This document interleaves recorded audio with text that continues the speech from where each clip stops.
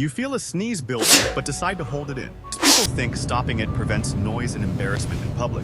That pressure has nowhere to go and builds rapidly inside. A sneeze can blast air out at incredibly high speeds. Blocking it forces that air back into your sensitive sinuses. This can irritate tissues and even damage tiny blood vessels. In rare cases, pressure can affect ears, causing pain or popping. Some people have even experienced throat or sinus injuries. Your body sneezes to clear irritants, not to annoy you. So next time, let it out safely instead of holding it.